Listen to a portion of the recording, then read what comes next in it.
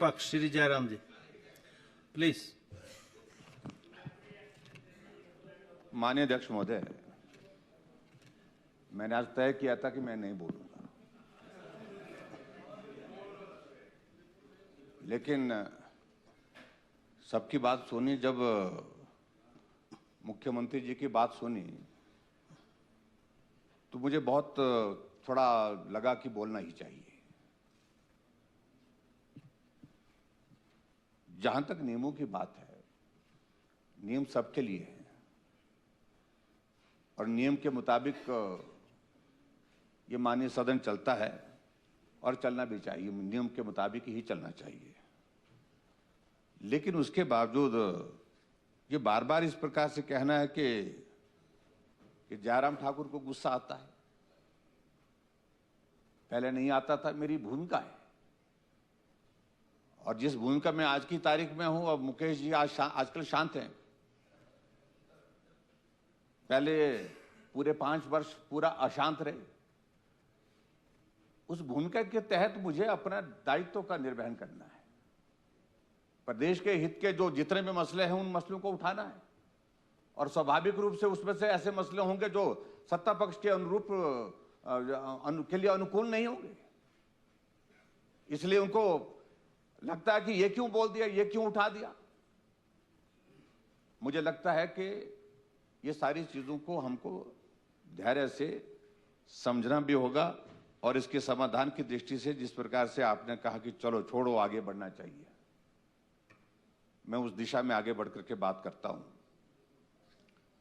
और विशेष तौर से अध्यक्ष महोदय, विशेष तौर से फिर जब कंक्लूड हो गई चीजें, उसके बाद फिर हट फिर करके आपको थोड़ा फिर से प्रवोक करने की दिशा में पुरानी यादें ताजा करने की कोशिश, आगे पुरानी यादें ताजा करने लगे। इस सदन में हमने पिछले 27 वर्षों में क्या क्या चीजें देखी हैं, फिर तो बहुत चीजें निकलेंगी उसमें।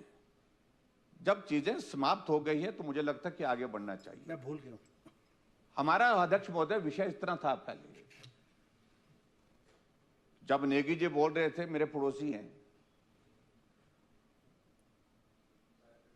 इनको रेवेन्यू पर रिप्लाई, उस डिस्कशन का रिप्लाई इनको करना था। मेरा अभिप्राय यह था कि जब रिप्लाई उन्हें करना है, पूरा जवाब देना है, तो टुकड़ों में क्यों दे रहे हैं। आप जवाब दीजिए, पूरी बात सुन करके दीजिए। लेकिन जैसे मैं थोड़ा सा, मैंने इतने ही कहा था खड़े होकर के कि ये बाद में बोल लेंगे, रणधीर जी ने बात अपनी कही, तो उसके बाद फिर इनका आपने वो वीडियो देख लेना, पूरा सारा हिला हुआ था काम। कुल मिलाकर के हम भी हैरान हो गए कि ऐसा क्या कर दिया हमने। क्या विपक्ष होकर विपक्ष के अधिकार या समाप्त कर दिया गया कि वो खड़े होकर के बात ही नहीं करेंगे? क्या विपक्ष बोलेगा ही कुछ नहीं? क्या विपक्ष पूछेगा ही कुछ नहीं? इन सारी चीजों को लेकर के ये बहुत बड़ा प्रश्न है। और इसलिए अध्यक्ष महोदय, ये स्थिति बार बार क्यों आती है जब माननीय सदन की कार्यवाही से जो है इनके शब्द एक्सपंस करने पड़ते हैं, बार बार करने पड़ते हैं, क्यों आते हैं? कुछ तो गड़बड़ है ना, और उस गड़बड़ में मैं जाना नहीं चाह रहा।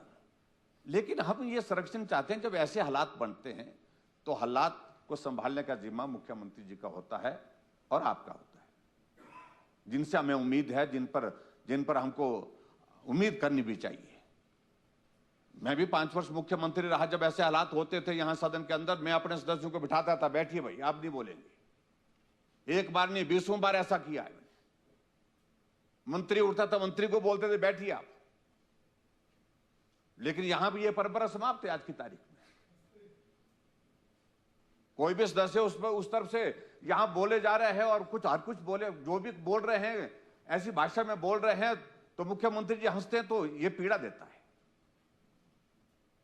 आखिर सब लोग चुन करके आए यहां पर,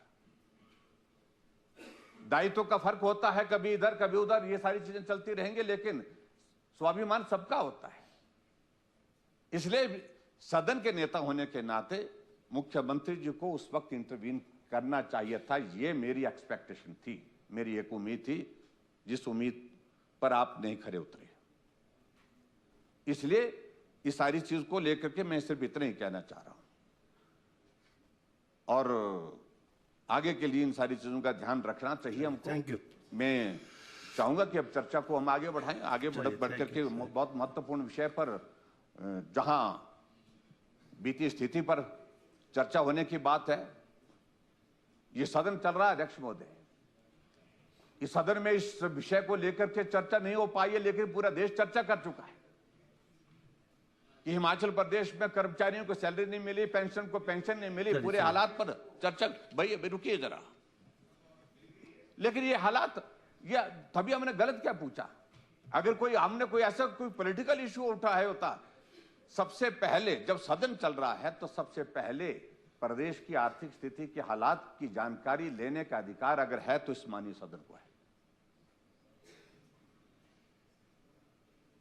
इससे डिप्राइव किया है आपने, सबसे पहले यह चर्चा होनी चाहिए थी। यह दुर्भाग्यपूर्ण है और इसलिए अध्यक्ष महोदय जो भी है, अब आज चर्चा है, इस चर्चा पर हम अपनी बात कहेंगे, लेकिन मेरा इतना जरूर है कि नियम सब पर रहते हैं, विपक्ष पर भी और सत्ता पक्ष पर भी।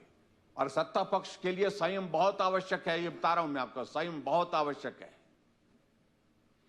विपक्ष की एक भूमिका है, लेकिन सत्ता पक्ष की भूमिका यह है कि सदन व्यवस्थित ढंग से संचालित हो, इसमें सहयोग करें अध्यक्ष महोदय जी का।